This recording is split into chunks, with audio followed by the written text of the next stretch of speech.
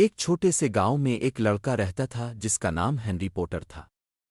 Henry کوئی عام لڑکا نہیں تھا، اس کے پاس ایک راز تھا۔ وہ ایک جادوگر تھا، حالانکہ اسے ابھی تک یہ بات معلوم نہیں تھی۔ ایک روشن اور دھوپ بھری صبح ہنری اپنے اٹاری کی صفائی کر رہا تھا جب اس کی نظر ایک پرانے دھول سے بھرے جھاڑوں پر پڑی۔ وہ پرانی کتابوں اور مکڑی کے جالوں کے نیچے چھپا ہوا تھا۔ تجسس کے ساتھ اس نے اسے اٹھایا اور اس کی حیرت کی کوئی حد نہ رہی جب وہ جھاڑو چمکنے لگا۔ جھاڑو ہنری کے ہاتھوں میں جیسے زندہ ہو گیا۔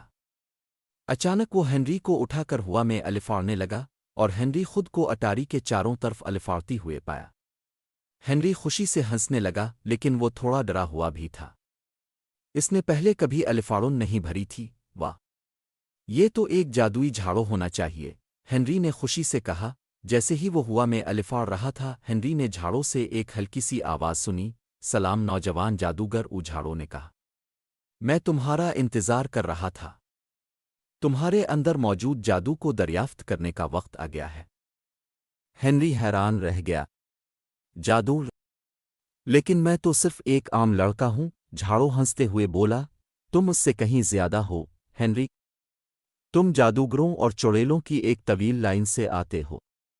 اب تمہیں اپنا پہلا منتر سیکھنے کا وقت آ گیا ہے۔ جھاڑو آہستہ سے ہنری کو زمین پر اتارتا ہے اور اس کے سامنے ہوا میں معلق ہو جاتا ہے۔ تمہاری طاقتوں کو کھولنے کے لیے تمہیں جادوئی الفاظ کہنا ہوں گے، جھاڑو نے اسے ہدایت دی۔ ہنری نے کچھ سوچا اور پھر کہا، ابرا کے ڈبرا۔ جھاڑو ہل گیا۔ نہیں نہیں، یہ ٹھیک نہیں ہے۔ الفاظ ہیں ونگارڈم لیویوسا، اسے آزماؤ۔ ہنری نے گہری سانس لی اور کہا، ونگارڈم لیویوسا۔ اس کی حیرت کے لیے قریب ہی پڑا ایک پر الفا ٹیکر ہوا میں معلق ہو گیا۔ ہنری خوشی سے جھوم اٹھا، میں نے کر دکھایا، میں نے واقعی کر دکھایا۔ ہنری نے خوشی سے کہا، جھاڑو ہوا میں گھوم گیا۔ بہت اچھا ہنری، تم ایک عظیم جادوگر بننے کی راہ پر ہو۔ اگلے چند ہفتوں میں ہنری نے ہر دن اپنے جادوئی جھاڑوں کے ساتھ مشق کی۔ اس نے چیزوں کو ہوا میں اٹھانا، روشنی کی چنگاریاں پیدا کرنا اور حتیٰ کہ جانوروں سے بات کرنا بھی سیکھ لیا۔ گاؤں کے جانور ہنری کو پسند کرنے لگے اور اس کی جادوئی کہانیاں سننے کے لیے جمع ہوتے تھے۔ ایک دن جنگل میں الفاڑتی ہوئے ہنری نے مدد کے لیے پکار سنی۔ اس نے آواز کا پیچھا کیا اور پایا کہ ایک چھوٹی پری مکڑی کے جال میں پھنسی ہوئی تھی۔ فکر مت کرو، میں تمہاری مدد کروں گا، ہنری نے کہا۔